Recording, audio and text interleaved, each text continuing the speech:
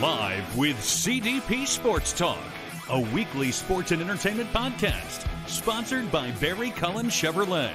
Live on YouTube, Facebook, Twitter, Twitch, and LinkedIn. And on audio via Apple Podcast, Google Podcast, Spotify, Anchor FM, iHeartRadio, Amazon Music, Radio Public, and TuneIn. Now, here's your host, Chris Palme.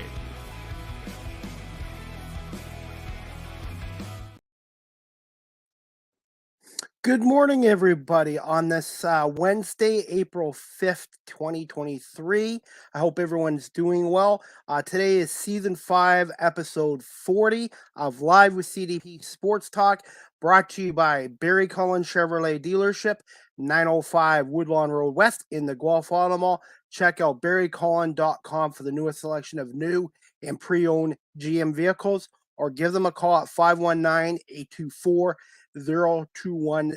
And also, guys, you can now pre-order the all-electric Chevy Silverado pickup truck and the all-electric Cadillac Lyric as well. So I am really looking forward to my guest today.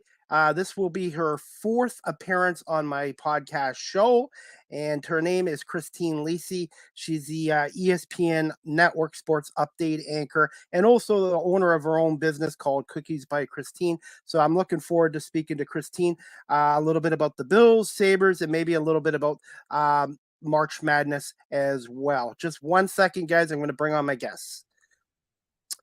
Good morning, Christine. How are you doing? Hi, Chris. I'm good. How are you? Good. Thank you so much again for coming on my show for a fourth time. You're welcome. I'm pretty proud of myself. I was able to navigate the technical stuff, and you can hear me this time right off the top. So I'm pretty proud of myself. Loud and clear. Hey, I'm still learning all this stuff every day. There's something new on StreamYard or this technology, and I'm still learning every day. Yeah. That's for sure. So, how's everything with you? How are you and your family doing? We're good. The hockey playoffs are about to start, it's a fun time of year. My husband's a Quinnipiac grad, so he's excited that they're in the Frozen Four, and that starts tomorrow night. And then the championship game, I think, is Saturday. So it's fun. Baseball and, basketball's winding, the regular season's winding down, getting ready for playoffs, and it's a good time of year. Quickly, what were your thoughts on the March Madness and Connecticut beating San Diego State Monday night?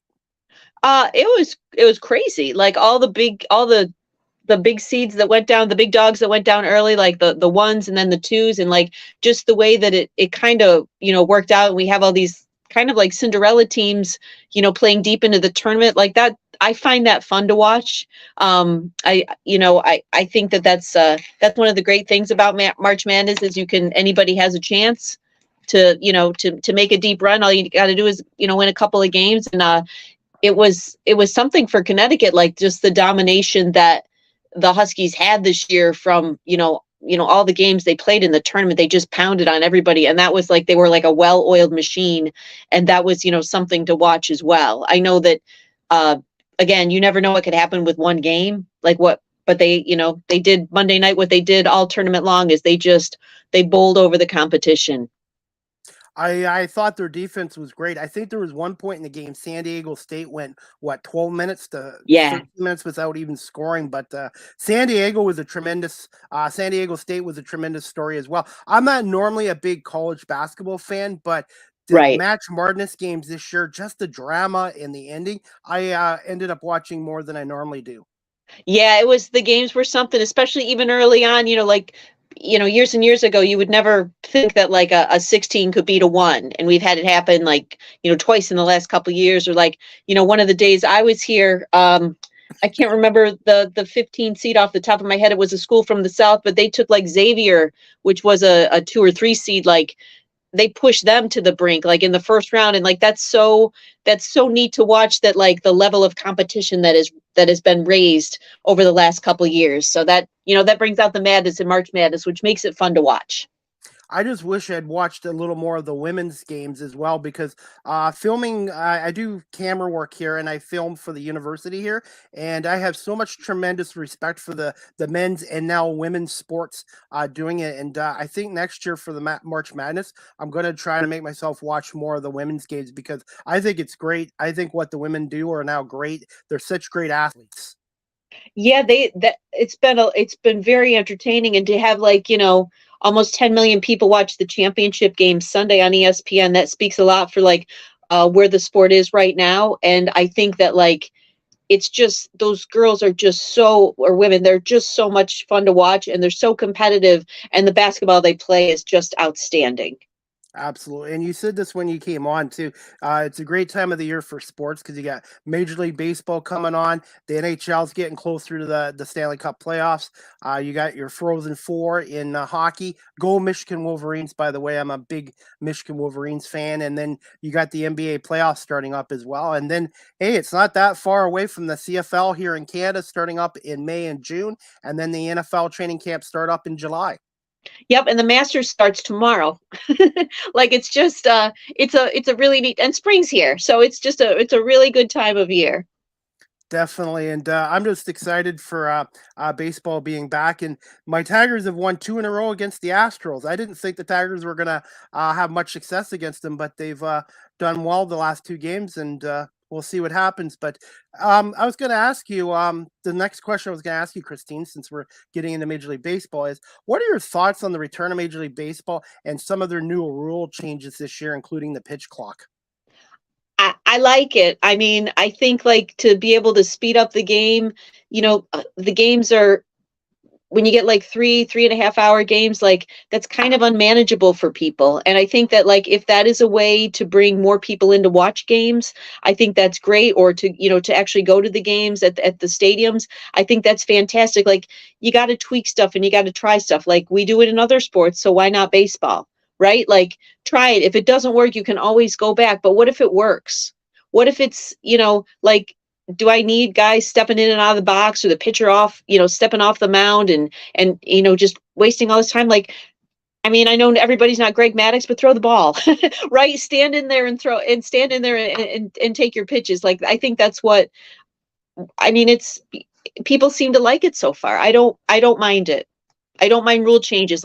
People are all, get off my lawn sometimes, but what if it works? What if it's a great thing? I think that's why the nice thing about hockey, football, and basketball is the clock. It feels like it adds a little bit of pressure, a little bit of stress. It makes the games, more exciting because you're watching, especially if your team's trailing, you're watching the clock. We were watching the Sabres last night, and when we were down 2-1, I'm just staring at the clock. And I think that if you can kind of bring that element to baseball, I think that's not a bad thing.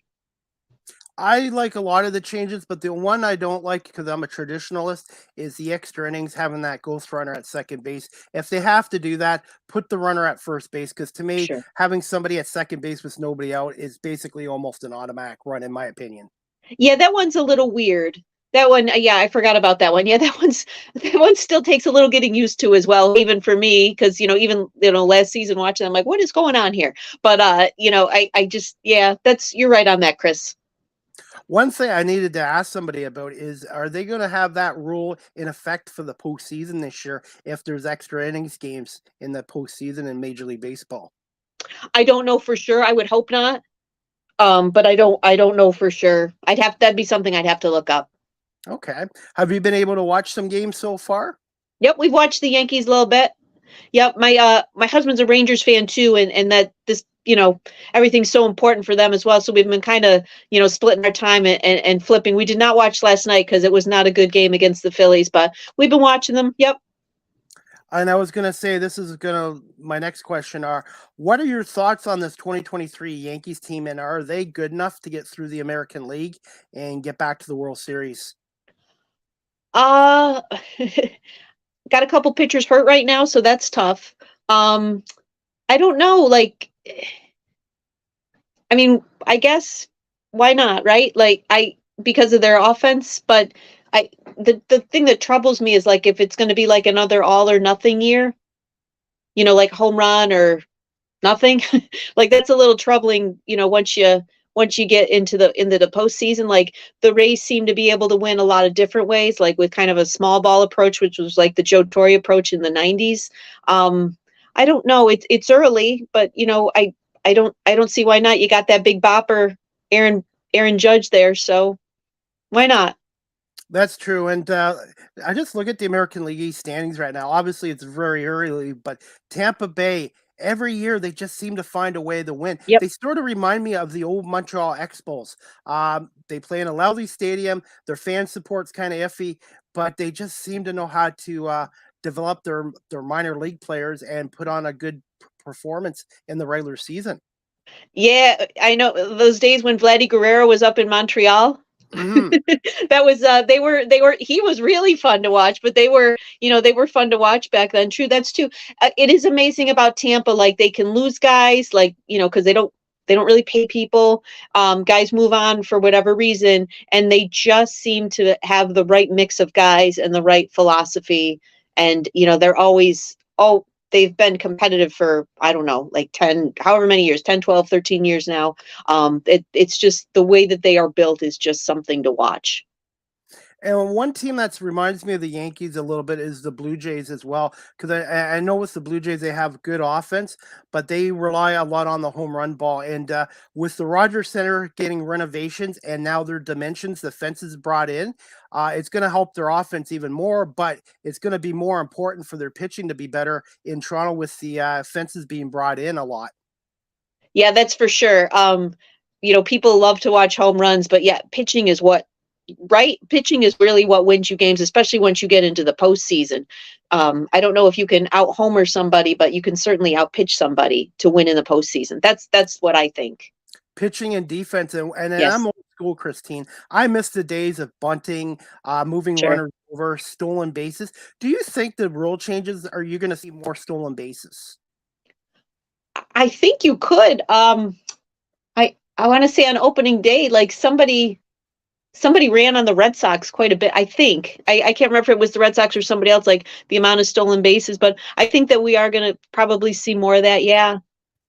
But then it's more exciting. It keeps everything moving. It keeps, you know what I mean? It moves the game along, and which is what they want. Absolutely, and I do like that one rule.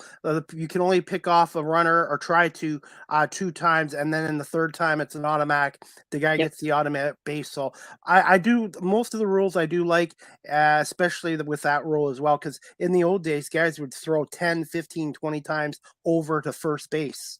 Yeah, Andy Pettit wouldn't need that many times. He had the sweetest move ever. To his pickoff move to first was amazing, so he wouldn't need that many.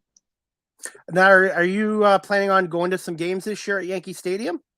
Uh, I don't know. Like for myself, honestly, Rob might go, but for myself, it's kind of hard because like between my work schedule and the dog, like that makes Yes. it a little tough to go for like both of us to go to games. Like, he's gone to some Rangers games and I think he's gone to some Yankees games, but really I would probably, that would probably be for Rob more than me.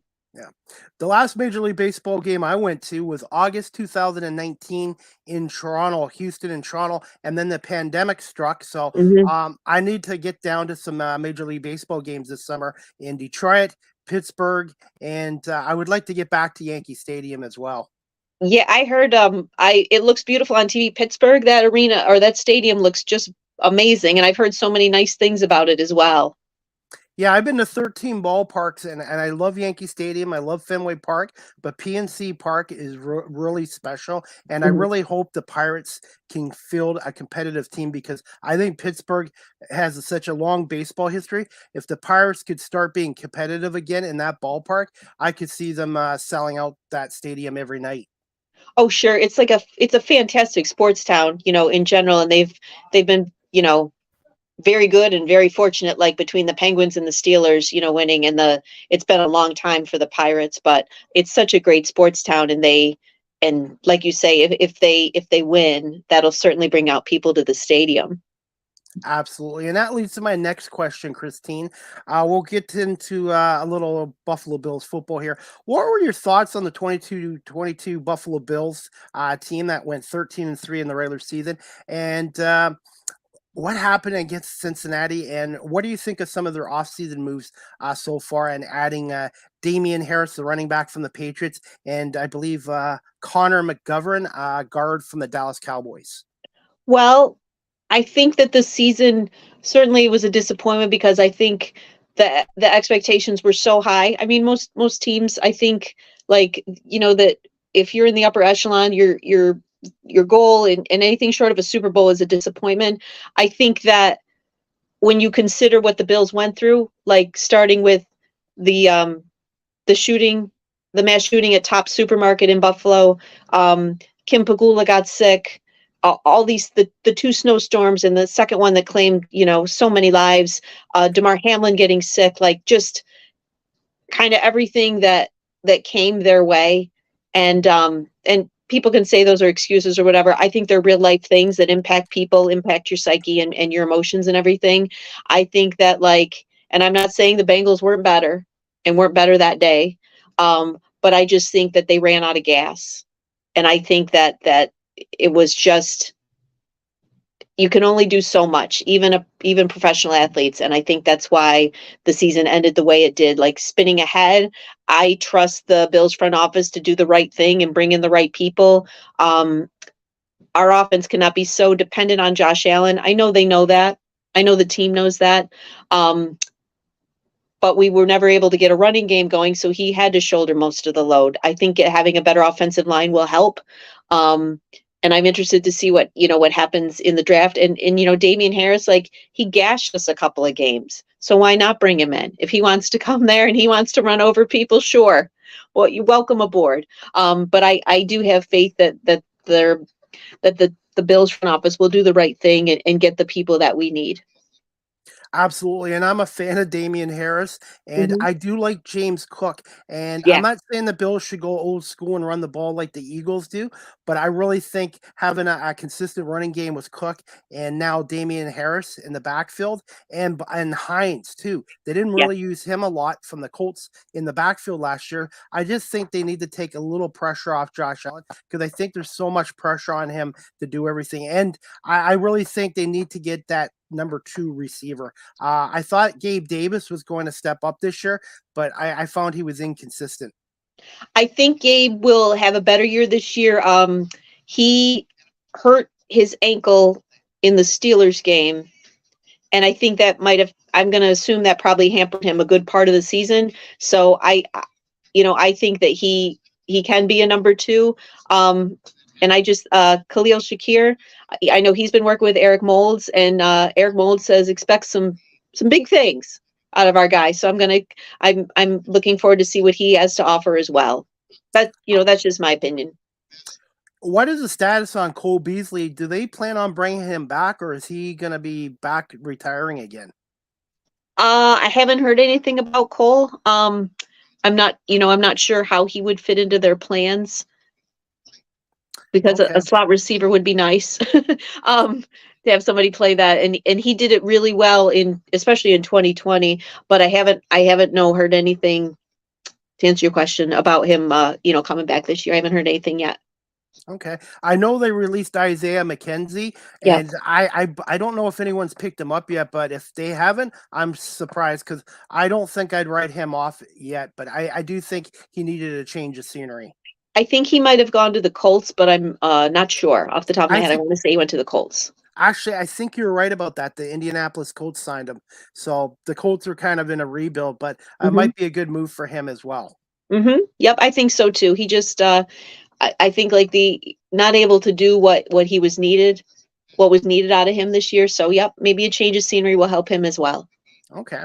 And I wanted to ask you this as a Bills fan as well. What area or areas do you feel this team needs to address in the 2023 NFL draft? Oh goodness. Well, maybe offensive line. Maybe if you can get a running back in the later rounds, just to have some depth, that would probably be helpful. I don't know.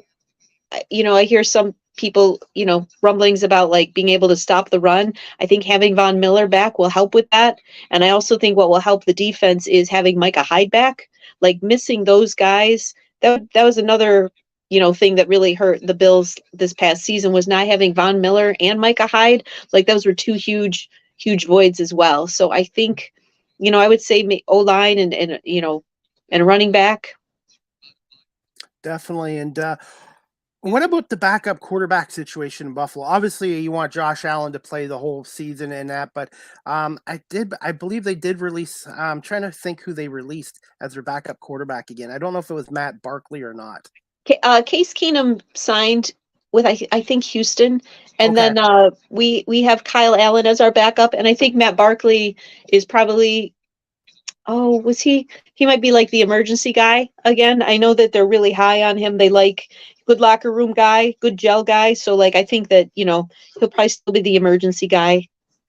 Definitely. And since I got you on here, Christine, for a few more minutes, what are your thoughts on this new stadium? And it's actually going to start taking shape probably by the end of this year?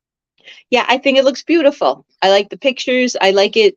I like it being in Orchard Park. Like it's very funny because like you're driving like through this nice suburb and all of a sudden there's Yes. this huge stadium.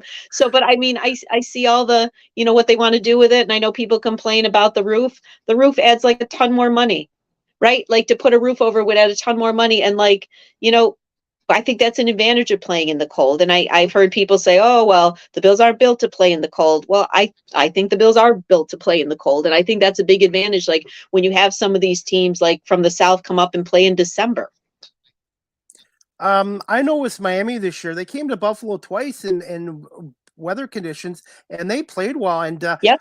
I'm going to be honest with you. I think Miami and Buffalo are going to be fighting out for that AFC East this year. I think the Jets are going to be improved, and New England, I'm not quite sure about what they're doing with Mac Jones. But what are your thoughts quickly on the AFC East? I think it's gotten really tough over the last couple seasons. I think the Dolphins will depend a lot on how Tua's health. If he's healthy, they could certainly they could be very, very good, but his health is so questionable over the last couple of years. I know the Jets are banking on Aaron Rodgers to elevate them in the AFC East, and people think that he could lead them to a Super Bowl. And the Patriots are a bit of a mystery. Like you read these reports that like they were shopping Mac Jones this offseason, or he went outside of the Patriots to try to get some help for the offense. And they had a rough, 2 of the last 3 years, they have not made the playoffs. So, you don't know what to expect, but they do have Bill Belichick as their coach. So I think it's going to be a tough division once again. And with Rodgers, he still hasn't been moved to the Jets yet. So I don't know if that's even going to happen. But Tom Brady, do you find this is going to be his final retirement, or do you see him having the itch to come back out and play again? I think he's done. You think this time he's done? I honestly do, because last time he didn't file his paperwork, and he filed his paperwork.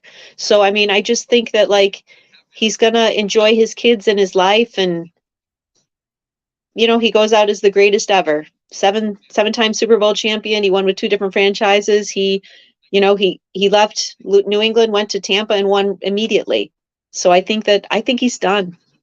Okay, I thought there might have been a chance his hometown San Francisco 49ers. I obviously Trey Lance is coming off an injury. Brock Purdy is going to be out for a while, and the Niners have a good roster there. I really thought there might have been a chance he might have come back for one more year to play for the Niners, but you're right, it doesn't look like it's going to happen. Yeah, a lot of people thought that. And then I think they're going to ride with Trey Lance. Like, they gave up a lot to trade up to get him. And he's been hurt an awful lot. Brock Purdy, he took the ball and ran with it last year. Like, that guy was amazing. I understand that they have Debo and they have all these people on their offense, and George Kittle, but they, he did really well for them last year. So I think that they're gonna have a competition, but I don't see them giving up on Trey Lance either, right? Because you give up all that to move up, and then what are you going to do? You don't know what you have in him.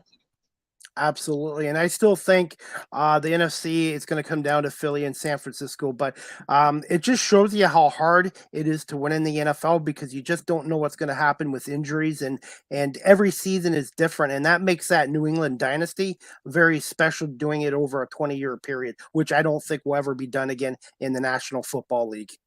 Oh no, I don't think so either. I what also helped New England in that span too was like playing in a division that Was the not very AFC is good. a little dicey, but yeah, like not taking anything away from them, but yeah, we will never see anything like that again. Like to go to all those Super Bowls and win all those championships, like I thought the 4 and 5 years that the Yankees did in the late '90s and 2000, I thought that was something, but then this is just every year, like it was an automatic to win the division and then to it seemed like they were in the Super Bowl every year. Definitely. And Christine, I know we're short on time. I got one more question I wanted to ask you. And we're going to talk hockey. What are your thoughts on this 2022-23 Buffalo Sabres team? And do you think they could make the playoffs this year? And as a fan of the team, are you happy with the direction of this team? I am delighted with the direction of the team. I am delighted that Kevin Adams has kind of followed Brandon Beane's philosophy of you bring in guys who want to play there and who want to be there and who want to play hard for you. I love that philosophy. I think the Sabres are going to fall short this year. Lost a couple of games like that you shouldn't, like lost in the last couple of weeks, like lost to the Blue Jackets, lost to the Flyers, unable to hold a lead against Montreal. I just think that about a month or so ago that the Sabres had the last wild card spot, and I was so excited because people were picking next year for the Sabres to finally get back to the playoffs, and I think it is probably going to be next year because I just think for whatever reason, and I love Devin Levi, like I love what they brought him up, and he's played well. He played well last night, but the offense just could not get going. I'm happy about the direction. It would be exciting to have the Sabres back in, but I think we're going to have to wait one more year. Rasmus Dahlin, does he win the Norris Trophy for best defenseman? I don't know. I do. I love watching him. Dahlin is so much fun to watch, and he had a nice little move last night. He looked like a forward skating in on Lion of Florida last night. But I don't know. It would be nice because he wasn't even. I know this is a different thing. He wasn't even elected an all-star starter. He ended up going because somebody pulled out, and I think he was a little disappointed he wasn't selected as an all-star. But I think he's a lot of fun to watch. Just a group of young guys just exciting to watch night after night. The efforts there. We have had very few stinkers, unlike years past. So just they compete every night. They play hard, and like I said, you got guys that want to be there. In the past several years, a couple guys, one guy in particular, didn't want to be there. Didn't seem like he wanted to be there. So, but I like the direction the team's going. I love Coach Granato, and I'm just happy. I think we're on the upward trajectory. And before I let you go, they play my Red Wings tomorrow night in Detroit. And the Red Wings are very similar to the Sabres with a new coaching system and Steve Yzerman. And I really think Buffalo and Detroit both will be battling for the playoffs next year in the Eastern Conference. I agree with that. I'd like to see, what Detroit did this year. I was a little surprised with the Bertuzzi trade because he seemed to be such a big part of who they were, but I guess his contract was up, right? And maybe there's other reasons that maybe, teams and guys decide that they want to move on. So I was a little surprised at that, but I agree with Detroit. Yeah. I thought they were going to make the playoffs this year. I was like, for a while there, they were playing really well, and it's the East is tough. The West is tough too. Absolutely. Christine, I'm going to wrap this up, but I want to say thank you to Michael for giving me permission to have you on. And as always, it's really great to have you on my show. And I really appreciate your time today, Christine. And before I let you go, where can my audience find you on social media and maybe your website for your company? Sure. I am at ESPN Christine on Twitter. I'm at Christine Lisi on Facebook. I am at Christine_Lisi on Instagram. And then I'm also on LinkedIn. I think it's just Christine Lisi. And then my website is cookiesbychristine.com. All right, that is great. And maybe the next time I'll have you on for a show, it'll be strictly baking stuff because I always like looking at your pictures of your baked goods, and I feel like I put on weight just looking at the photos. You're funny. Your comments always make me laugh. Thank you, Chris. Well, Christine, thank you so much for doing this, and I hope you have a great rest of the day, and good luck to your Sabres the rest of the year, except for the game tomorrow against Detroit. I got you. Have a good day, Chris. You too, Christine. Thank you so much. All right, guys. That was season 5, episode 40 with Christine Lisi, the network sports update anchor with ESPN Radio. She's been with them since 2000, and she's the owner of her own small business called Cookies by Christine as well. One thing, guys, before we wrap up the show today, the next live with CDP Sports Talk is also today, too. It is tonight. Next live with CDP Sports Talk will be tonight, sponsored by Barry Cullen Chevrolet, 7 p.m. tonight Eastern Time. Bradley Kramer, he's a reporter with City News 570 in Kitchener, Ontario, and he's also a writer with the National Basketball League of Canada. So Bradley's going to talk to me about his career in radio with City News 570 and being a writer with the National Basketball League of Canada, which I'm involved with as a media affiliate as well. So I hope you guys can tune in to season 5, episode 41 tonight with Bradley Kramer from City News 570. Guys, before we go, I'm just going to show you a little bit of a clip interview I did with Isaac Carmichael. He's the voice of the men's hockey team for the Wilfrid Laurier Golden Hawks, and I asked him about the OHL playoffs. So just stay by, and I'm going to put on a couple-minute clip with Isaac Carmichael. It's Chris Palme here. I'm with Isaac Carmichael, the voice and play-by-play announcer for the Wilfrid Laurier Golden Hawks men's hockey team. Isaac, what are your thoughts on the 2023 OHL playoffs, starting with the Western Conference first? Well, the Western Conference is quite the playoff picture. I think anyone from 1 through 8 can really make a big dent in have a deep playoff run. We saw Kitchener beat the number 1 seed Windsor Spitfires in Game 1. I think Guelph has a good chance with Sarnia. They went 2-1 against them this season. So there's a lot of opportunities for a lot of these teams, and we can see some upsets in the West. I think it's going to be a fun one out West in the OHL. What are your thoughts on Windsor's loss to Kitchener last night, 5-3 at the WFCU Center in Windsor? Yeah, well, the Kitchener Rangers, they have a high ceiling. They have a good roster, and I think they played to what everyone sort of thought they were going to play as this season with the roster that they have. You know, Francesco Pinelli with a big short-handed goal. They jumped out to an early lead, and they didn't look back there. And Windsor maybe had to catch up a little bit after Game 1, and maybe they just need that little bit of a wake-up call for Game 2. But if you're a Kitchener Rangers fan, you're feeling good after that game and head into Game 2. The worst you could do is a split on the road, and then you come back to Kitchener splitting the first 2 games. So anything in Game 2 would be good for Kitchener, and they're off to a great start. Thoughts on Mike McKenzie taking over for Chris Dennis as head coach, and how much of an impact he's made with this Kitchener Ranger team? Yeah, I think he's had a good impact on this Kitchener Rangers team. I think anytime you change a coach, kind of gives the players a little bit of a wake-up call, and I think just naturally that's what the firing of Chris Dennis sort of provided. And Mike McKenzie's had some opportunities and had some history joining the bench in the middle of the season for the Kitchener Rangers and has had some success there. So I think it's a good move for Kitchener to sort of find their ceiling and find the full potential on this roster in the playoffs. Who do you see coming out of the first round out of the Western Conference?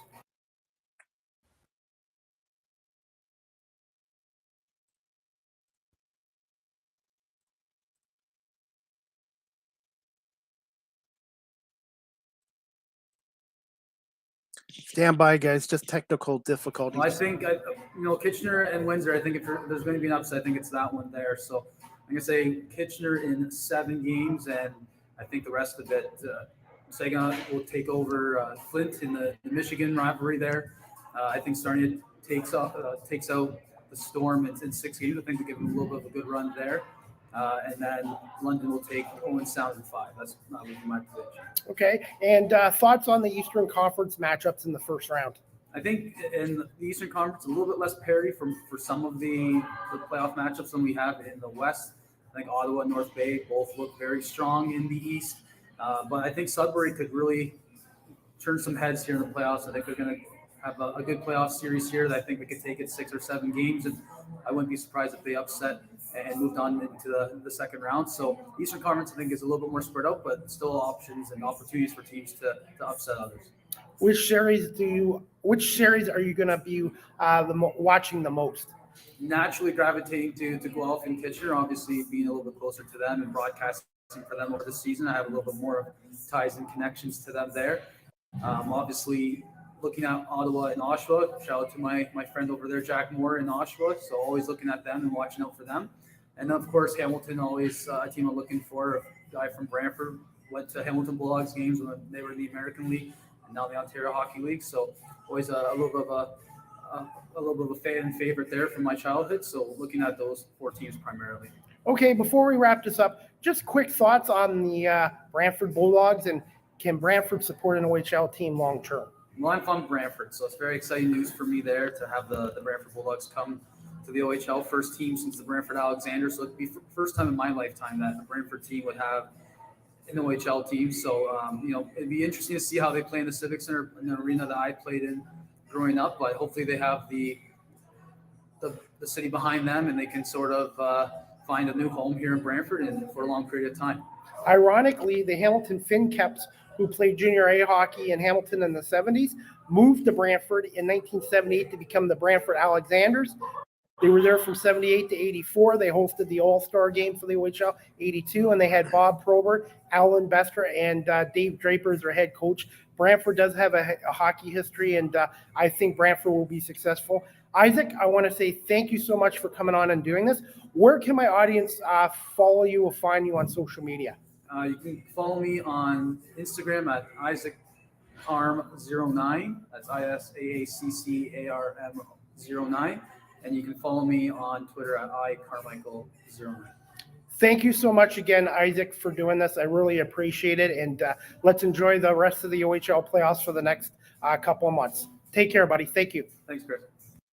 All right, guys, that was courtesy of my YouTube channel. If you haven't subscribed to the Chris Palme YouTube channel, please do so as well. And that was Isaac Carmichael, the voice of the men's hockey team in Wilfrid Laurier Golden Hawks. And he does some work for Griff Vision as well with the Guelph Griffins. And he also does some work with Rogers TV as well. Really good guy as well.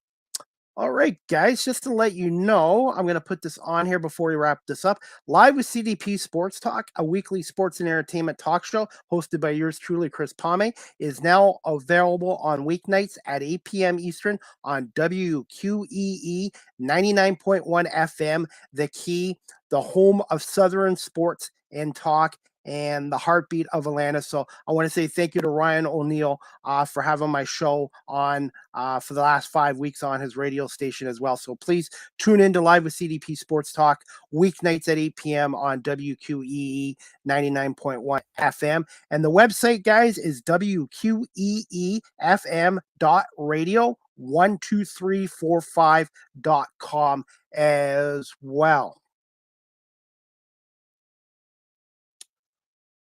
Okay, guys, just coming to the end. Live with CDP Sports Talk is always live streamed on YouTube, Facebook, Twitter, Twitch, and LinkedIn. And I want to say thank you to everybody watching this episode today on my live stream platforms as well.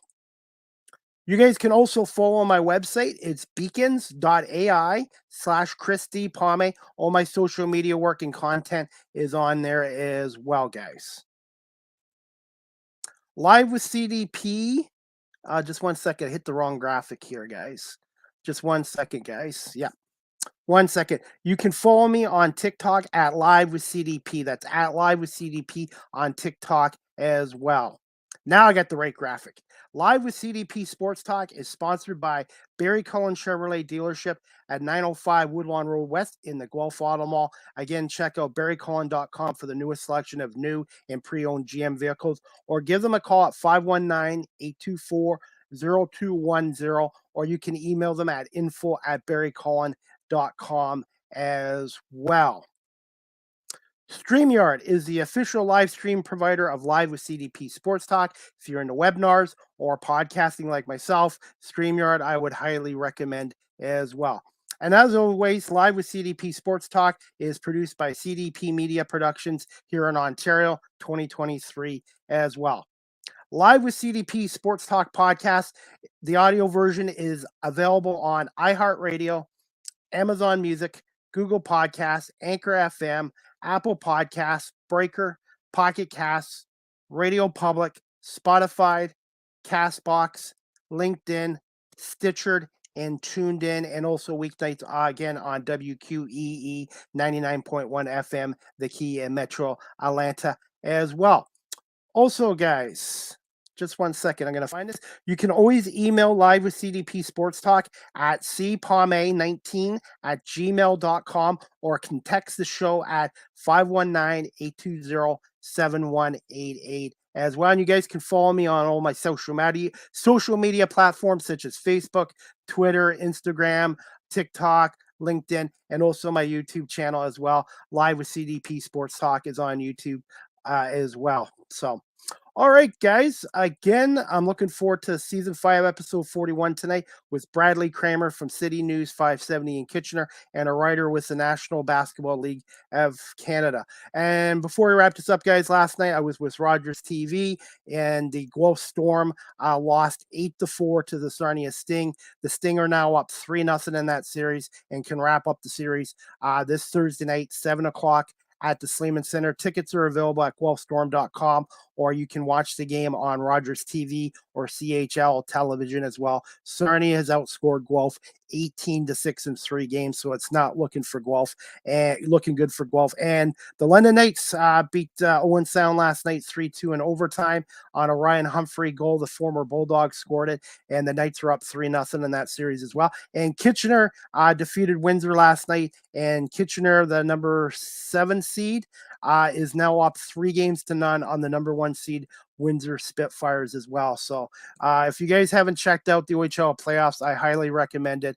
And there's so much competition and parity in the OHL now, and it doesn't seem to matter if you're a number 6, 7, or 8 seed anymore. The parity and the talent in this league is unbelievable as well. All right, guys, that's about it. Again, I want to say thank you to Christine Lisi, the network sports update anchor for ESPN and the owner of Cookies by Christine, for coming on her 4th time on my show today. And I hope you guys can tune in to my next show tonight at 7 o'clock with Brad Kramer from City News 570. And also, guys, the Buffalo Bisons game today has been rained out or due to weather conditions in Buffalo. So they're going to play a doubleheader tomorrow at 12:05 against the Worcester Red Sox as well. And again, the Red Wings take on the Buffalo Sabres tomorrow night at Little Caesars Arena after their 5-0 win over Montreal last night. Ville Husso with the shutout as well. So that's about it, guys. I hope everybody has a great afternoon and can tune into my next show tonight at 7 o'clock with Bradley Kramer from City News 570 in Kitchener, as we talk about his radio career and a little bit about the National Basketball League of Canada as well. All right.